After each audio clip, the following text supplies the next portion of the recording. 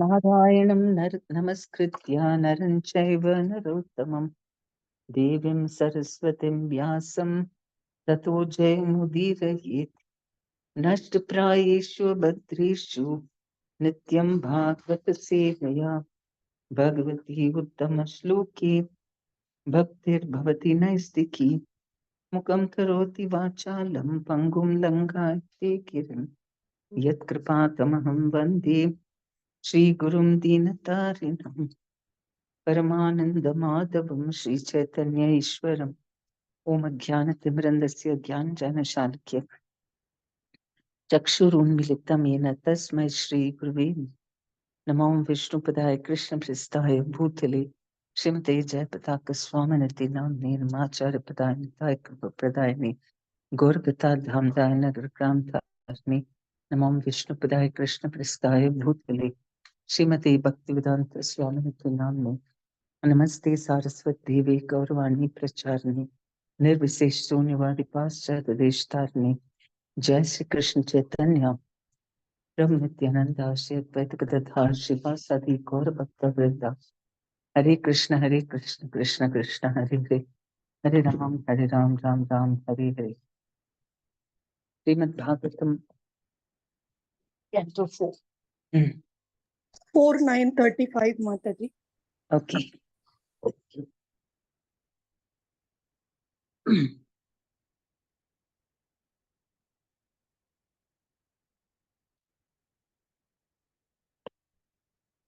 Canto 4, chapter 9, text 35, na? Hare Krishna, Mataji? 25 or 35? Mataji, it is 35. Swarajyam yacchato maudhyan mano me bhikshito bhatha ishwarat kshina punyena falikaran ivadana. Because of my state of complete foolishness and paucity of pious activities, although the Lord offered me his personal service, I wanted material name, fame, and prosperity. My case is just like that of the poor man who, when he satisfied a great emperor who wanted to give him anything he might ask, out of ignorance, asked only a few broken grains of husked rice.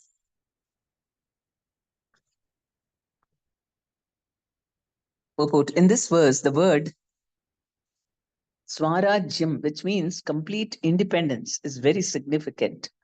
A conditioned soul does not know what complete independence is. Complete independence means situation in one's own constitutional position. The real independence of a living entity who is part and parcel of the Supreme Personality of Godhead is to remain always dependent on the Supreme Lord, just like a child who plays in complete independence, guided by his parents who watch over him. The independence of the conditioned soul does not mean to fight with the obstacles offered by Maya, but to surrender to Krishna.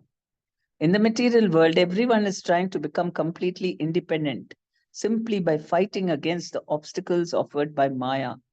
This is called the struggle for existence. Real independence is to be reinstated in the service of the Lord. Anyone who goes to the Vaikuntha planets or Goloka Vrindavana planet is freely offering a service to the Lord. That is complete independence. Just contrary to this is material overlordship, which we wrongly take to be independence.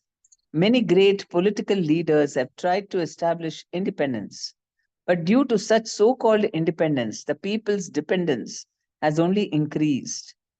The living entity cannot be happy trying to be independent in the material world. One has to surrender, therefore, unto the lotus feet of the Lord and engage in his original eternal service. Dhruv Maharaja regrets that he wanted material opulence and greater prosperity than that of his great-grandfather Lord Brahma. His begging from the Lord was like a poor man's asking a great emperor for a few grains of husk broken rice. The conclusion is that anyone who's engaged in the loving service of the Lord should never ask for material prosperity from the Lord. The awarding of material prosperity simply depends on the stringent rules and regulations of the external energy. Pure devotees ask the Lord only the privilege of serving Him. This is our real independence. If we want anything else, it's a sign of our misfortune. So, how is that? This is very true, very scientific, and we should understand it very clearly. And then we'll be convinced why we should only ask for devotional service, for loving the Lord. That is real freedom. Because when we ask something, we are limiting. It's really, Lord wants to give his devotees everything. He can give everything. And he knows what the devotee likes also, more than us. He knows what will satisfy us. We may not know even. We may think I like that, but actually we may like something else. Who knows? It happens. We ourselves don't know ourselves very perfectly what will be really good for me and so on. But the Lord knows very clearly what is deep inside our heart. And He will exactly more than fulfill, much beyond our expectations. So it's easy. It's really like an emperor who can give you anything. And then you go and ask, oh, I don't have, my daily meals. There is a shortage. So please give me some grains. It's like asking that. What the emperor gives will automatically take care of all these eating needs and everything. So that is how it is. Krishna, I mean, he's unlimited and his heart is unlimited and his love is unlimited. We just have to satisfy him and he will do. Yeah, I mean, without Dhruva Maharaja asking anything, if he had simply done devotional service, then he may not have asked anything, but Krishna would have also fulfilled. If he had any desires, Krishna would have fulfilled that also. He didn't have to ask him specifically, please, I want this kingdom and all that. Without even asking, Krishna knows what's in the heart of a devotee. That is why it is unnecessary to say anything to Krishna because he knows us like a scan, like what we don't know what's inside our body. But the scanning machine can completely tell us what is there. So he knows much better than ourselves what we require, what we know, I mean, what we want, what we desire. Everything he knows. So we leave it to him. You do, Krishna, whatever you want. I'm just going to serve you. That's real freedom. Because for doing that service also, we are dependent on Krishna. And Krishna will, whatever is required for service, he will provide. Maybe a little bit here and there, we have to struggle, and just for the Leela part. It's exciting, no? If everything just keeps on coming like a conveyor belt, it's just a assembly line. Everything comes, and then there is no excitement. So, for the sake of excitement, there may be some little difficulty, some obstacle, and some little adventure we have to do in order to serve him. And that is very exciting for Krishna also because we depend on him, we cry out to him. So there is a interaction, some relationship for that sake. But we know everything will turn out fine because Krishna is there. Oh, I can relax. That's how Arjuna went to sleep. During the fight, I mean, in the night time, they were all tired after fighting a war every day. So they used to go off to sleep. Then one day Krishna woke up Arjuna. Arjuna, you're sleeping. Do you know what is happening on the other side in the camp? This Duryodhan egging Bhishma Dev, and Bhishma Dev has made 5 arrows, sharp arrows, when chanted mantras, kept it ready to kill all of you tomorrow. And you are sleeping? Arjuna said, Krishna, I'm very tired. You are there now. I'm going to sleep. And he went to sleep, and Krishna only took Draupadi along, went to meet Bhishma. So that is the kind of dependence, like really like a child. Parents are there, I'll do, and then you can't do. I mean, he was tired. So, and Krishna was asking, how come you're sleeping? He said, you are there now, Krishna. Went back to sleep. So that is the kind of protection, total dependence. And so the totally I mean, we don't have to be anxious about anything. The minute, that's why it's called Vaikunta, with Krishna there. What anxiety is there? Krishna is taking care of everything. And that same dependence and freedom from anxiety should come here also, because here also is taking care. Everything is happening only under his control. Simply in between, we are thinking, oh, I am only doing, I have to do, who will do? And then we think, oh, maybe Krishna will not help me. And we become very anxious and we surrender to our mind, whose only business is to put doubts in our head and come up with fresh imaginary things, speculate. So that is the greatest danger. The only enemy is our mind. Nobody is our enemy. Our mind is the only enemy, because everything is controlled by Krishna. And sometimes we meet with difficulties also. Maybe other people are instruments in giving us that trouble. But Krishna is, we are depending on Krishna, and still those problems come. It is not that Krishna is not doing his job. It just means that he is using it to purify us, or it's good for us. We cannot judge him and say, what are you doing? You're Krishna, you're not doing your job. I surrendered to you and you're not even taking care of me. It's not like that. We have to see what is, maybe Krishna wants something out of it. That is when our faith is tested. And so if you pass the test, that's why reading Bhagavatam helps, because we see the histories of other great exalted devotees, and we can see that everyone has to pass the test. You have to go through some difficulties in life before Krishna reciprocates and responds. Prabhupada also had to go through so many difficulties, and then the more the mission is very great, the more troubles there'll be. Prabhupada's mission was fantastic. So he had to go through so many difficulties, but he was not at all affected. He just left it to Krishna. He was happily cool and just doing, he thought, oh, my son, I've got this responsibility of marrying off my children, seeing that they are well settled. He really took it very seriously. No, I I mean, he didn't think it is for his enjoyment. Grasta thing is responsibility. So he thought big sannyasis are there in the Gaudiya Mutt. They will do the job. I will just do my thing, and whatever preaching I'm doing. He was thinking like that. But Krishna had some other plan. So he just went along that. And mm, so, I mean, and Dhruva Maharaja is really regretting it. He wanted material opulence and greater prosperity than that of his great grandfather, Lord Brahma. Actually, that a lack of knowledge by which we think we are independent enjoyers is the only thing which is the cause of our bondage in this material world. Hankering for material enjoyment is the wrong understanding that we can become happy by being independent enjoyers. Only that needs to be worked on. And the minute we develop our service attitude, then unlimited opportunities, whatever you desire, will come in front of you. That is why, that's another thing.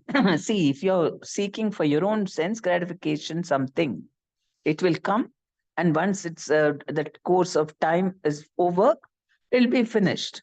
Then again, you have to make another appeal. And it doesn't really satisfy the soul. On the other hand, we just work on our conditioning. I mean, we work on our attitude that I want to be in a serving mode, where I first agree to whatever Krishna wants, what will please Krishna. Without pleasing Krishna, I'm not going to be happy. So you only decide, Krishna, are you okay with this? This is my plan. If Krishna is okay with this, I'll go ahead with this. So we do like according to Krishna's things, and then there is no need to worry. That is all we have to take care of. That I have to do in cooperation with Krishna. There's no anxiety, because everything is arranged by Krishna. That flexibility is what we should develop. not be stubborn jackasses like donkeys. Some people are so stubborn. They will not change at all. You have ever seen personalities like that? They decide something, nobody can persuade them. They have decided. That is all. Whatever I say, that is all will happen. So that is foolishness. In a storm, when it's very windy and it's blowing very far, heavily, then which are the trees which break and fall? Those are the trees which stand erect. They don't bend this way, that way. So they just get broken because the air is very fierce and it just cracks them while it's passing by them. On the other hand, those trees which are very flexible, they sway along with the wind this way and that way, they don't get broken. So flexibility is very much required. In material life itself, we have to see those are very adjusting and flexible. They move with the times. I mean, not in terms of giving up your principles and not in that sense, but in the ex- um, no, other than principles, morality and integrity, that never changes, those values. But the external expression of it, we may have to, you know, change a few things. We have to do, we can't say, I'm going to live like a wed. Material life means change. So that is okay. So those who are more adaptable with people also, different types of people. If you say that I will only get along with this type of people, the other type I can't, then you restrict yourself and you crack. If something doesn't, the material situation is not according to your liking, then you become dysfunctional.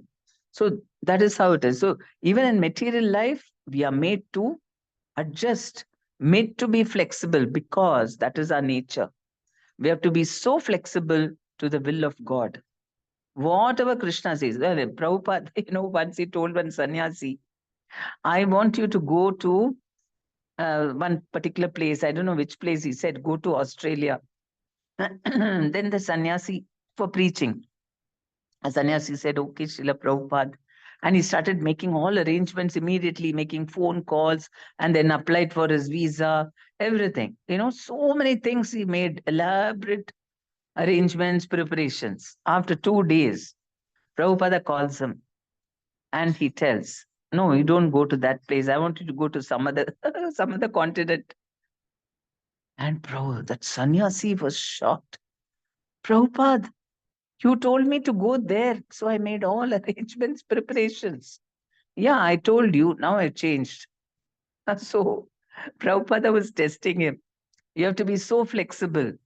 He had made, he had like in your mind, you make up your mind. Yeah, I'm going here only, and then you make all arrangements, plans, and at the drop of a hat, it was changed. And eh, he was really shocked. He had to. Maybe he found it difficult to adjust, but then he had to because Prabhupada said, "Yes, I changed my mind. Now you go somewhere else." That was a test for him. But that is how flexible we have to be. Sometimes multitasking. Devotees have to multitask. You do this, and somebody else calls you for that, and another thing is running in your head. You're responsible for something else, and what to do? We just surrender. Sometimes there's nobody around, and you have to do so many things. A devotee, a person who's not so adjusting, will break. He'll say, "No, forget it. I'm not doing. I can only do a few things at a time. Sorry," and they will resign from most of the things.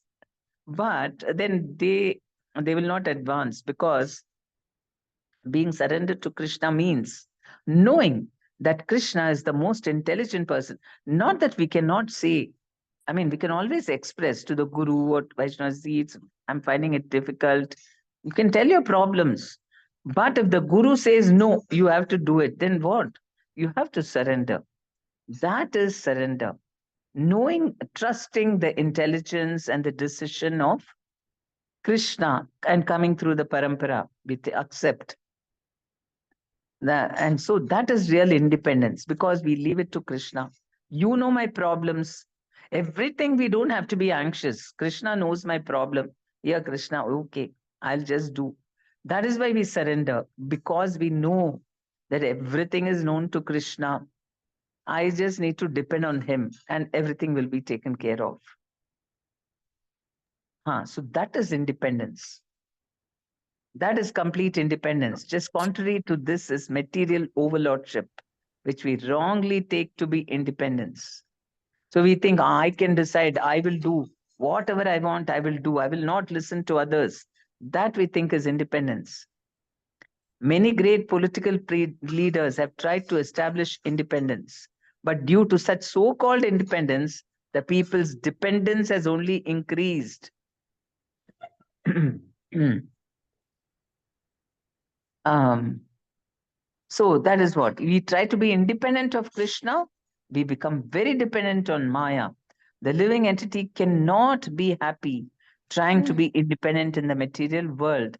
One has to surrender, therefore, unto the lotus feet of the Lord and engage in his original eternal service. So we become dependent on Krishna and we become independent of everything else. That is material energy, completely independent.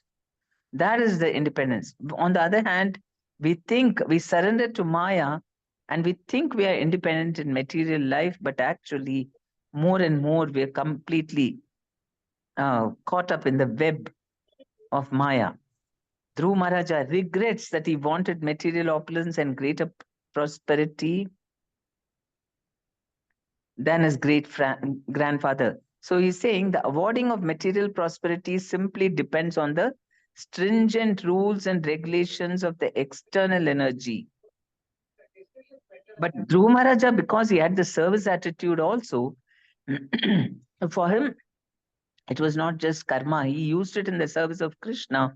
And at the end of his life, he also went to the Dhruva Loka, which is spiritual world, connected with the eternal world. So for him, it was okay. But then the long time, 36,000 years he had, and he could have made a problem. I mean, he could have fallen down also. That danger is there.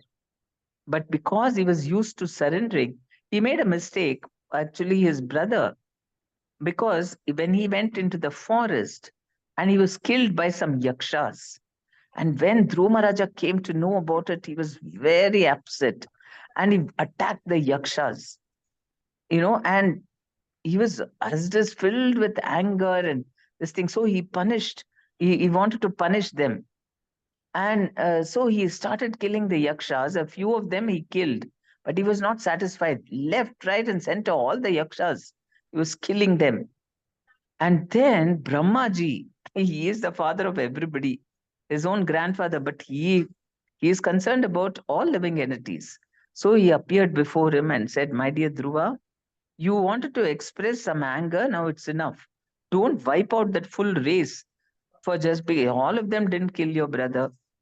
There's only a few of them. For that, you don't have to punish the entire race." So because Dhruva was surrendered to Krishna, he immediately accepted the words of Brahmaji because he knew Brahma is representative of Krishna.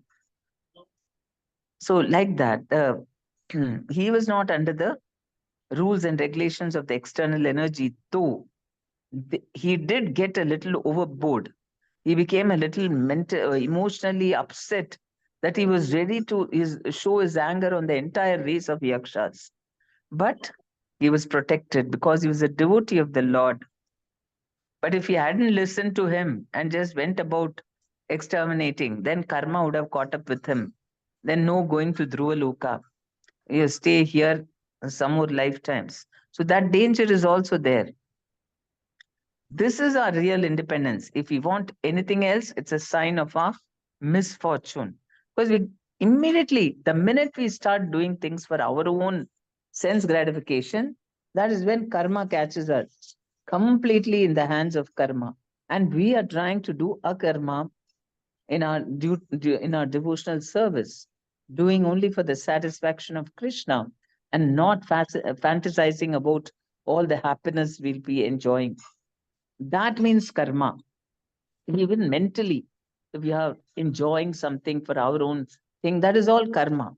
But you do it, we may get happiness with the results. But we know those results are because of Krishna only. And we feel very happy that something we could do for the pleasure of Krishna. Not that as soon, most people, what we do, as long as we need something, we'll pray to Krishna. The minute it is done, we forget about Krishna and say, I only did it. So, and we, to ourselves, we forget. Oh no, I'm very smart, that's why it happened. But that's the foolishness, that Maya, that's because of Maya. Everything that happens. So if we, because a devotee out of experience, also because he knows every time I depended on Krishna, only good things happened. So where is the question of doubting him? Always we know, if I take shelter of Krishna, everything will work out fine. That confidence is what will give us freedom from all anxiety. Maitre Uvacha Mataji, Hare Navai Krishna. Mukan. Yes? Mataji, I have a small this thing, Mataji. I'm not able to understand the sequence here.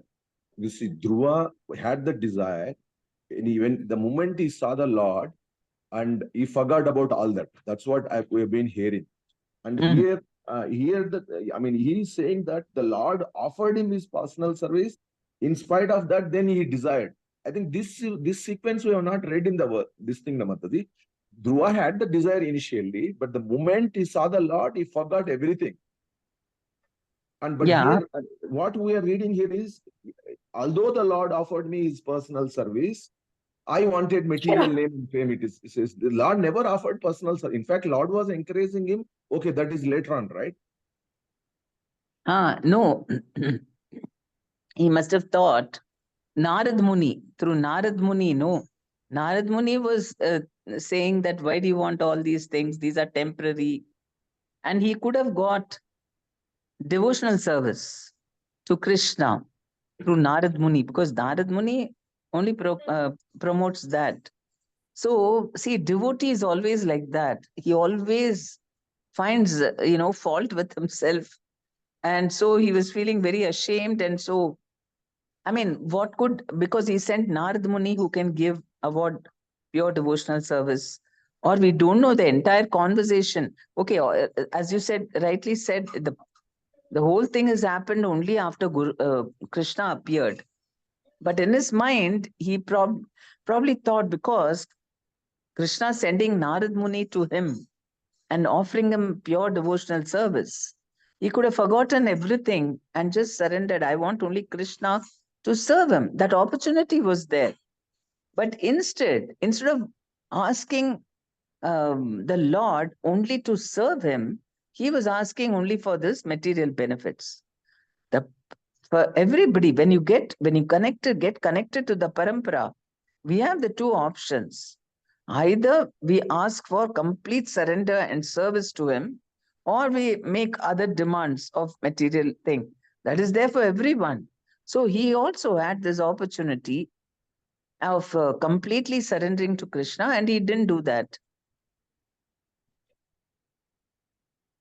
Yes, man, I understand, but here, yeah, to Narada Muni, yes, you must have expressed, I don't recollect, but the Lord never offered him, Lord did not offer his personal, because the moment he saw the Lord, he forgot, right, everything, and he got purified.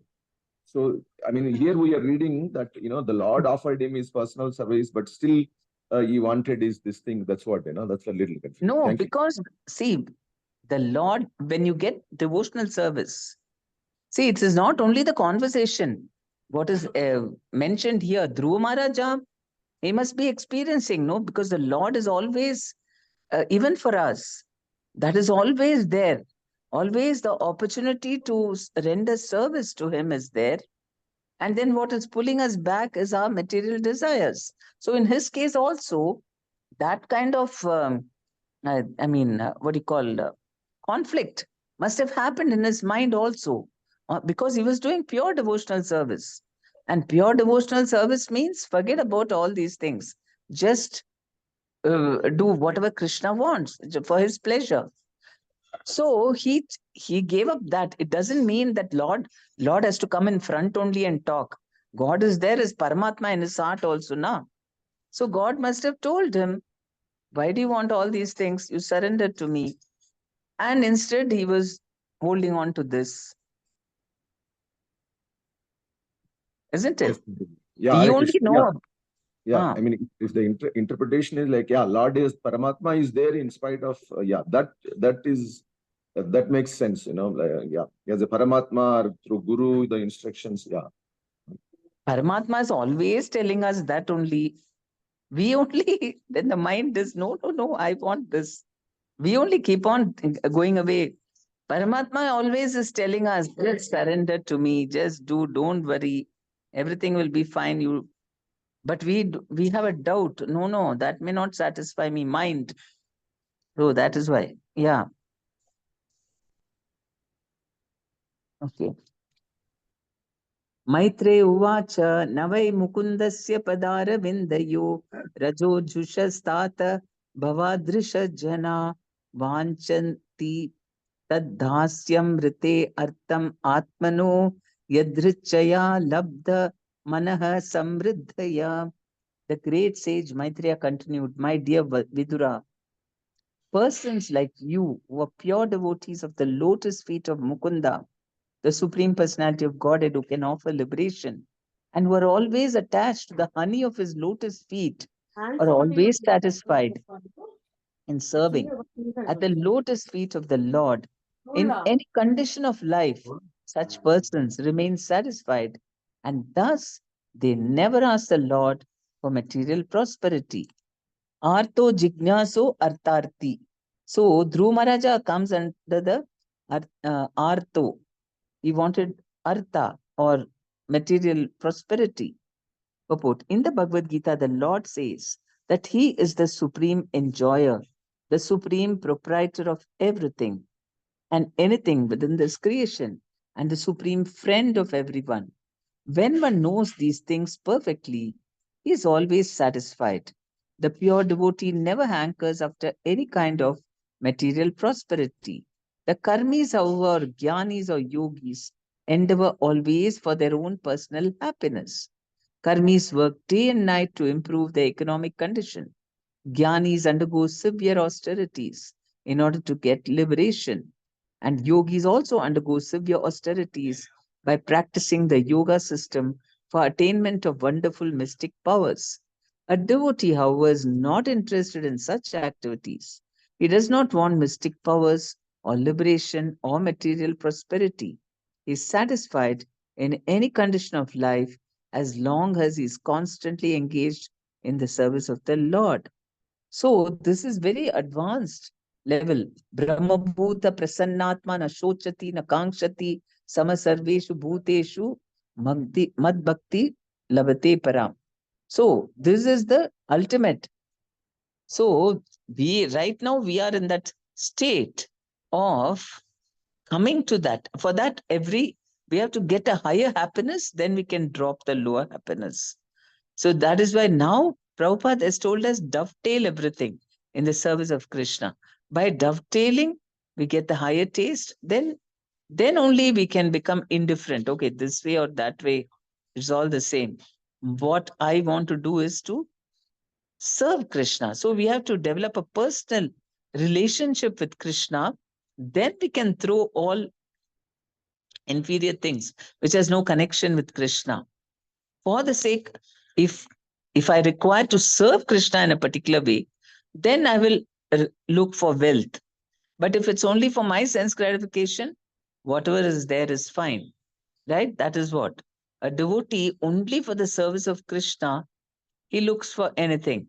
He asks for anything to the Lord. But for himself, whatever you give is okay, Krishna. That is the level of surrender we should cultivate. Anyway, we don't have a choice. Whatever Krishna does only happens. So better to just leave it to Krishna and understand that Krishna is not my enemy who will unnecessarily put me into trouble. Or if I say, okay, Krishna, take everything, then he'll take away everything and leave me without anything. These are some of the fears, because In the material world, it's like that. Somebody was telling me recently, he wanted to do a lot of service and he was doing, but he said, of late, I'm not doing that because everybody is dumping all the service on me only. Then I think, I'm not going to do. So in the material world, it's like that. People take advantage. Okay, you want to be a sucker? You do. We'll put all the thing. Very good. You be the servant. You say you're a servant. Now do all the work. We don't want to be servant. So that is material life. That's why we can't act like that among those who are material consciousness, who are in material consciousness. But with devotees, we don't feel like that exploited, right? Those who are a little advanced and who don't try to exploit, and they themselves want to do service. And we know that even if they engage us in service, it is like a privilege. I mean, it's only going to benefit me spiritually. So, that the same way we should have faith in Krishna, that whatever he gives us, whatever he does, will be always for our benefit. It's not that he's going to take advantage. Okay, you said, now you only want to serve me. Okay, I'll take away everything. That's not his mood. It's only sometimes he does, like for Prabhupada and all that, just because he had to do something higher, something very, very exalted. Prabhupada had to preach Krishna consciousness to the whole world. So for that sake, he made his business go a little wonky so that he had to leave everything and come. That was very, very exceptional cases. Otherwise, Krishna doesn't want, he wants his devotees to be peaceful, comfortable, and then at the end come back to him. The Lord's feet are compared to the lotus wherein there is saffron dust. A devotee is always engaged in drinking the honey from the lotus feet of the Lord. Unless one is freed from all material desires, he cannot actually taste the honey from the lotus feet, from the Lord's lotus feet. One has to discharge his devotional duties without being disturbed by the coming and going of material circumstances. This desirelessness for material prosperity is called, this desirelessness for material prosperity is called nishkama. One should not mistakenly think that nishkama means giving up all desires. That is impossible. A living entity is eternally existent and he cannot give up desires. A living entity must have desires. And that is the symptom of life. When there is a recommendation to become desireless, it is to be understood that this means that we should not desire anything for our sense gratification.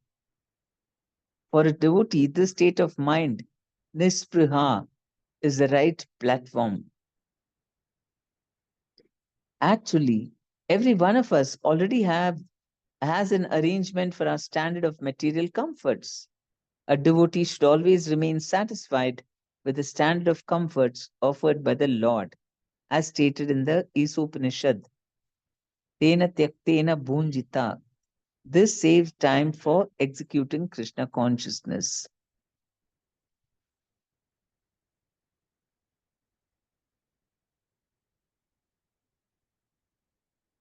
So, having desires is not a problem because symptom of life is desires. When there is a recommendation to become desireless, it is to be understood that this means that we should not desire anything for our sense gratification. And because we are being maintained by Krishna, that is why in the material world we can't trust like that. Everybody is taking care of himself. If he doesn't, he'll be just swept aside and somebody else will grab his thing. That is the material world. That's why here we can't relax like that. And we think in the spiritual life also it must be like that. No. And because we know how things are working, actually, every one of us already has an arrangement for our standard of material comforts. A devotee should always remain satisfied with the standard of comforts offered by the Lord, as stated in the Isopanishad, Tena Tyaktena Bhunjita. Yes, that is Ishavasyam idam sarvam yat chintya jagatyam jagat. So everything, Ishavasyam idam sarvam, everything belongs to the Lord. And everyone should be satisfied with their quota because they know that this is what Krishna has designed for me.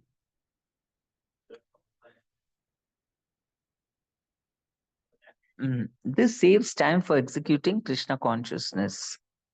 If you are dissatisfied with our situation and then you think some others are enjoying better facilities, so let me also work more so that I also have all those things, then I can also preach more. That is not the thing. That's not the correct thing. Whatever comes easily, that's what we should know, because that way we'll know this is our karma. Krishna has given me this, and I will be satisfied with whatever comes and spend all my time in devotional service. And devotional service gives double guarantee. One thing is our progress in spiritual life, and we don't have to struggle too much in material life either. Krishna takes care. Especially for one who's engaged in spiritual understanding, I mean spiritual progress, then he should know that completely Krishna is taking care of his devotees. That's what he says. I'm Ananya Chintayanto Mam, right? I carry what he lacks and I preserve what he has. Akarnyatmajam ayantam samparetya yatagatam rajana shraddhade bhadram abhadrasya kutonamama. When King Uttanapada heard that his son Dhruva was coming back home, as if coming back to life after death, he could not put his faith in this message, for he was doubtful of how it could happen.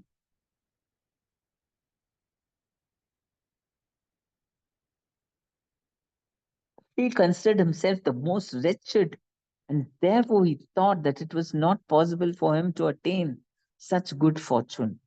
Purport. Dhruva Maharaja, a 5-year-old boy, went to the forest for penance and austerity, and the king could not at all believe that a small boy of such a tender age could live in the forest. He was certain that Dhruva was dead.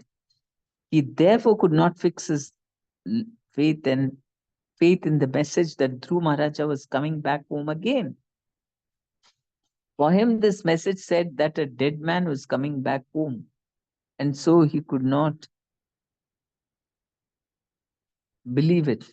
After Dhruva Maharaja's departure from home, King Uttanapada thought that he was the cause of Dhruva's leaving, and thus he considered himself the most wretched. Therefore, even though it was possible that his lost son was coming back from the temple,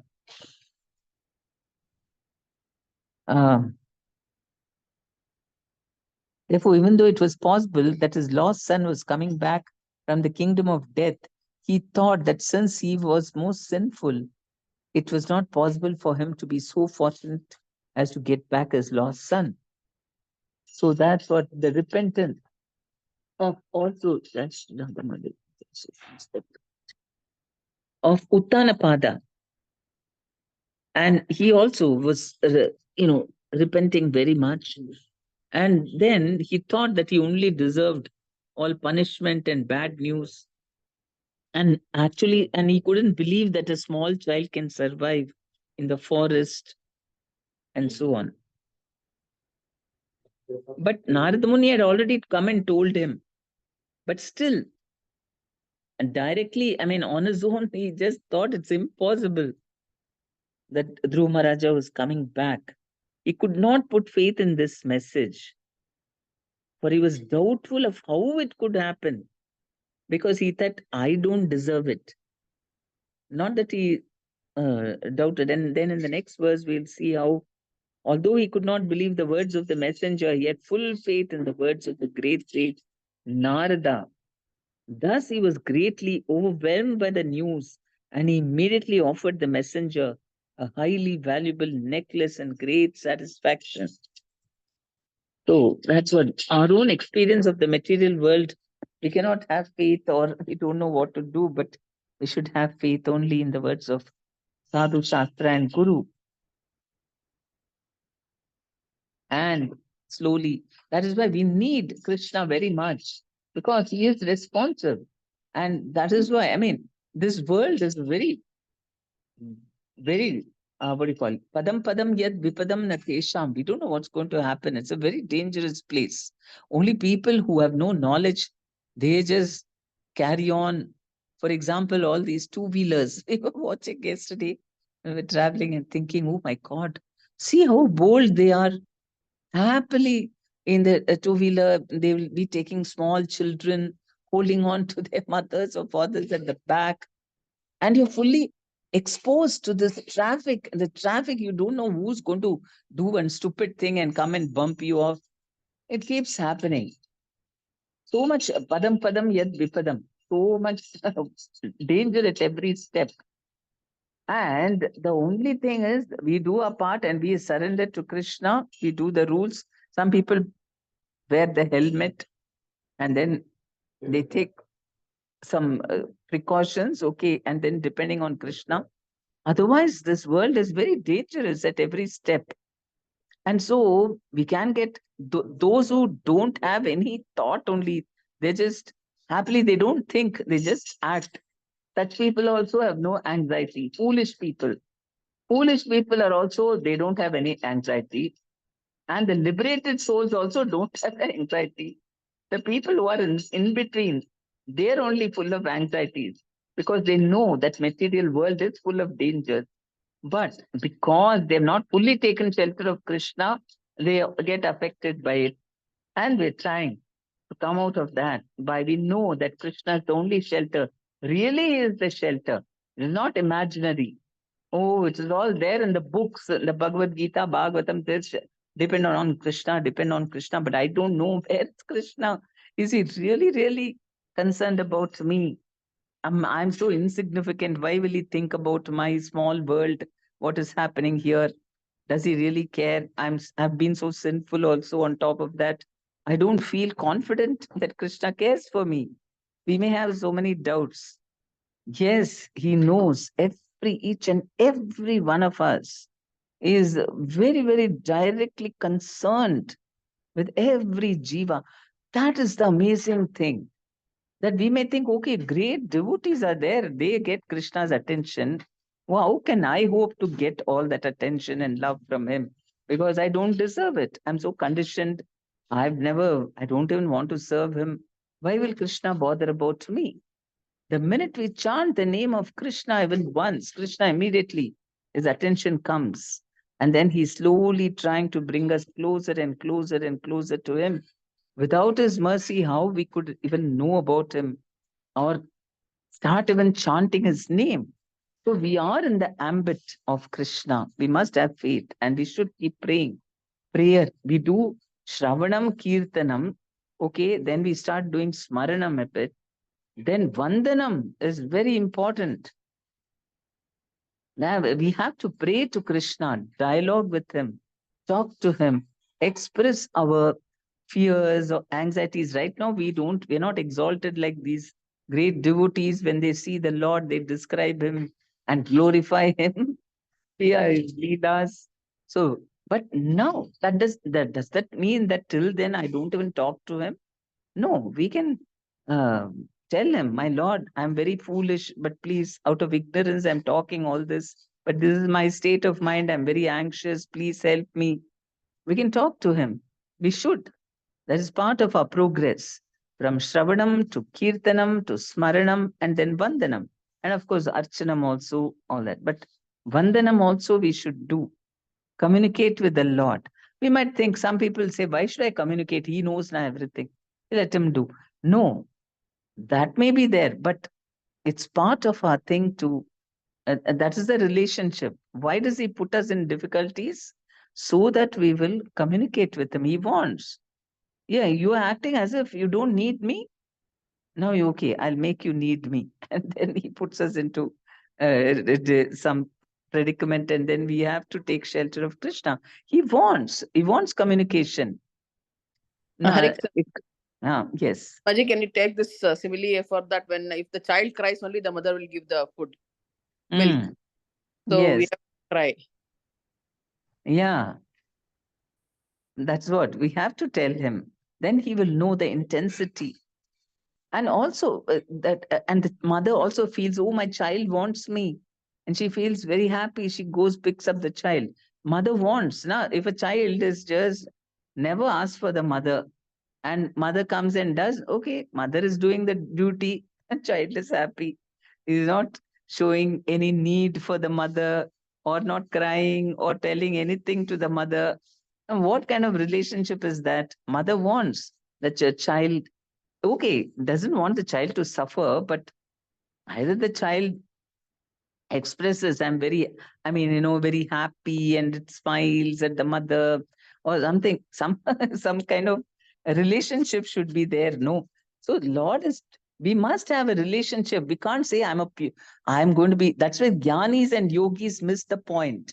It's not, and in the beginning of the verse, we saw how it is not about just enduring, oh, I'm very detached, I will, or I will, so I don't get affected, or some people will be suffering, but they will not surrender to Krishna. I'm very detached. More and more, I'm becoming detached. And other type is, they will work very hard. Karmis and Gyanis. Karmis will keep on attempting to improve the situation. Gyanis will try to keep on becoming detached. Those things, both these things are not required. I mean, that is not the purpose of difficulties. Purpose of difficulties is so that we can think of Krishna and go to him. People think it's a sign of weakness. Oh, yeah, just now because you have problems, so you're going to Krishna. I look at me, I'm not disturbed. But Krishna wants you to go to him. This is just an excuse. That is the ultimate goal. They don't know that. They think it's all about detachment. See how I'm not at all affected. So many problems, I'm just detached. What's the use? That is not the, okay, you can be detached, but then it should help you to surrender to Krishna. Oh, what's the purpose of this life? Um, unlessly I was chasing some things and it never gave me happiness. So I want eternal happiness. I'll go and surrender to Krishna. That is what Krishna wants us to do. So, yeah, that's what. Once we have to get more and more knowledge, more communication, more surrender. Surrender means expressing everything to him. We have to. Then Krishna is very happy. Not that we keep on asking him, give me this, give me that. Not that. We have to tell him, Krishna, I don't know, I'm getting affected by this. You only do whatever you want, but please help me, protect me. That way, he likes the dependence on him. Unlike in material life, it's horrible to be dependent on someone. Then it shows our weakness. But depending on Krishna shows our sign of strength and intelligence and true knowledge. Everything. I mean, this is the sign. This is our source of strength. Whatever happens, we always have the source of strength. We just go to him, everything will be fine. Then we are not afraid. Of course, it is not so simple in the sense that we also have our other helplines. Like, they play these games in the TV, Kaun Banega Crorepati and all that. And then you're given a lifeline. You have to answer the question, but they don't make it simple. I suppose you don't know something, then you can have one lifeline and call them, please help me, and they'll give you the answer, and then you win. I mean, okay, they accept your answer if it's correct. So like that, Krishna makes it. It is not just unilinear, linear like that. Krishna, me, Krishna. And then other people are also involved. So we consult them. Oh, tell me why Krishna is doing like this. And then they tell about Krishna. So it is like that, interdependent, interactive. But center is Krishna. Okay, Hare Krishna. Any questions or comments?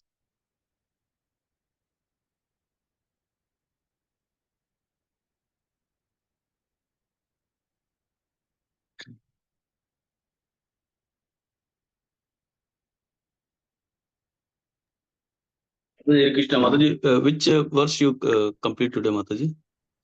Today, 4, 9, 37 completed, Prabhu. 38, Mataji should start tomorrow. Okay, Mataji, you can post in the group then. Thank you, Mataji. I think Sure, Prabhu will do it. 38 is also completed, Mataji. She read only the translation, not Yeah. the sloka. So I'll do it again tomorrow. Hare Krishna. Okay, Hare Krishna. So we go for prayers. We pray for His Holiness Jayaptak Swami for his good health and protection from all illnesses and speedy recovery, and also for his longevity, and for also protection of all his servants. Let us do 3 times for him. Hare Krishna, Hare Krishna, Krishna Krishna, Hare Hare, Hare Rama, Hare Rama, Hare Rama, Rama Rama. Hare Krishna, Hare Krishna, Krishna Krishna, Hare Hare, Hare Rama, Rama Rama, Hare Hare. Hare Krishna, Hare Hare Krishna, Krishna, Hare Krishna, Krishna Krishna, Hare Hare. Hare Rama, Rama, Hare Hare. Hare Rama, Hare Hare. Hare Krishna, and Krishna. then we pray for. Mataji, I think the recording should be stopped, I think. Yes. Have you, Prabhu? So no, she